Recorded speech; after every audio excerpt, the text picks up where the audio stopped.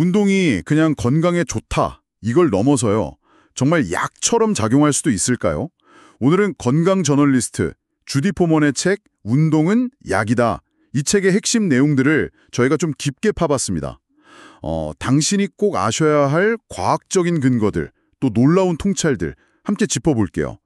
포먼은 왜 운동이 노화까지 늦춘다, 이런 강력한 처방전이다, 이렇게 주장하는 걸까요? 그 비밀을 한번 파헤쳐보죠. 네, 포만의 주장이 상당히 대담하죠.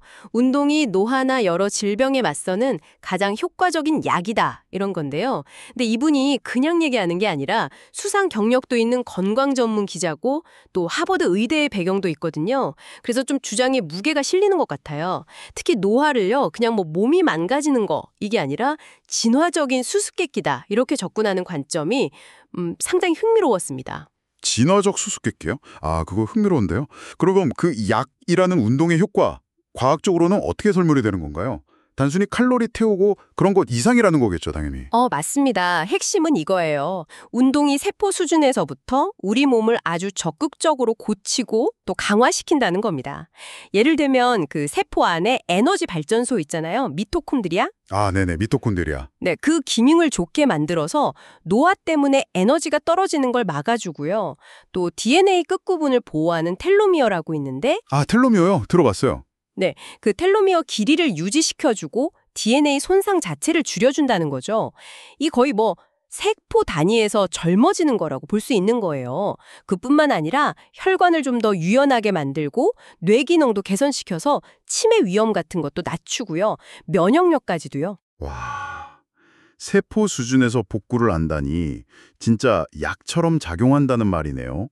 근데 요즘에는 그런 운동 효과를 따라하는 약, 운동 미미틱스 이런 연구도 있다고 들었거든요. 아, 네, 맞아요. 그런 연구들이 진행 중이긴 한데요, 포먼은.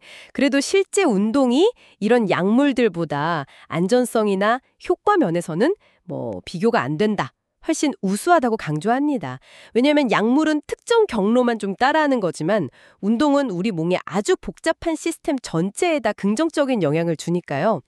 여기서 진짜 중요한 포인트는 운동이 단순 칼로리 소모, 이걸 넘어서서 우리 몸의 아주 근본적인 생리 과정 자체를 직접 조절하는 그런 강력한 개입이라는 점입니다. 그렇군요.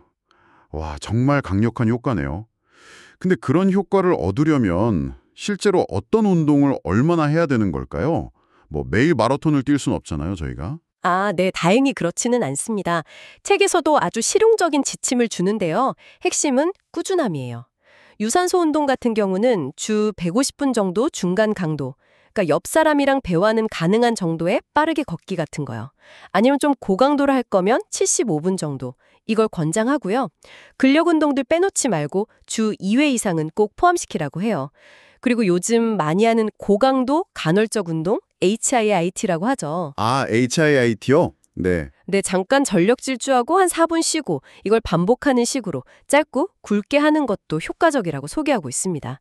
그러니까 엄청난 운동량보다는 규칙적인 습관, 이게 훨씬 중요하다는 거죠. 주 150분 걷기나 주 2회 근력 운동, 이 정도면 사실 해볼 만하다 싶기도 한데, 근데 이게 꾸준히 하기가 참 어렵잖아요. 네, 맞아요. 그게 제일 어렵죠. 그래도 이런 운동들이 구체적으로 어떤 질병 예방에 도움이 되는 건가요? 대표적으로는 심혈관 질환이 있겠고요. 제2형 당뇨병, 그리고 특정 암들, 인지저하 예방에도 상당한 효과가 이미 입증됐습니다. 아, 그리고 흥미로운 논쟁거리도 하나 있는데요. 어떤 거죠?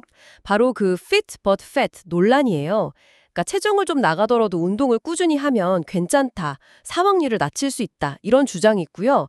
반면에 아니다, 대사적으로 건강한 비만이라는 건 거의 신화에 가깝다, 그런 경우는 매우 드물다는 대규모 연구 결과도 있거든요. 그렇군요. 양쪽 의견이 팽팽하네요. 네, 포먼은 책에서 양쪽 주장을 다 소개하면서 중요한 건 체중이 빠지든 안 빠지든 운동 자체의 이점은 분명히 있다는 점을 좀 시사하는 것 같아요. 아, 그리고 또 하나 재밌는 게 운동을 한 2, 3주만 쉬어도 심혈관 건강이 꽤 많이 떨어진대요. 한 25% 정도? 헉, 2, 3주만 쉬어도요? 네. 물론 근력보다는 회복은 좀 빠르다고는 했지만 역시 꾸준함이 중요하다는 걸 다시 한번 보여주는 거죠. 와, 정말 다양한 논의까지 다루는군요. 근데 책 자체는 좀 읽기 쉽게 쓰여 있나요? 전문가가 아니어도 괜찮을까요? 네, 그런 점을 많이 고려한 것 같아요. 각 장마다 핵심 요점을 딱 먼저 제시해주고 그 다음에 좀 더 세부적인 과학 설명을 덧붙이는 방식이라서요. 따라가기가 훨씬 수월합니다. 그리고 그냥 정보만 막 나열하는 게 아니라 예를 들어 뭐 70대 크로스컨트리 스키 선수 이야기라든지 이런 실제 사례들을 통해서 동기부여도 좀 하고요. 뭐 하버드의 데니엘 리버만 교수나 존 레이트 교수 같은 분들도 추천사에서 최신 과학을 정말 잘 정리한 필독서다. 동기부여가 필요하면 꼭 읽어야 이렇게 얘기하고 있습니다. 하고 살 빼고 이런 활동이 아니라 세포 수준에서부터 노화를 늦추고 또 건강 수명을 늘려주는 과학적으로 증명된 가장 강력하고 안전한 약 중 하나다.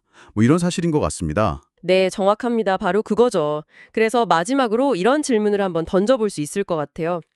운동이 이렇게나 광범위한 이점을 가진 강력한 약이고 또 대부분의 약물보다 부작용도 훨씬 적다면 왜 우리는 이걸 그냥 개인의 의지 문제로만 남겨두고 있을까요?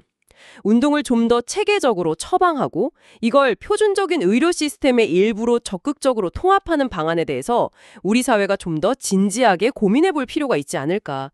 이 점을 한번 생각해 보시면 좋겠습니다.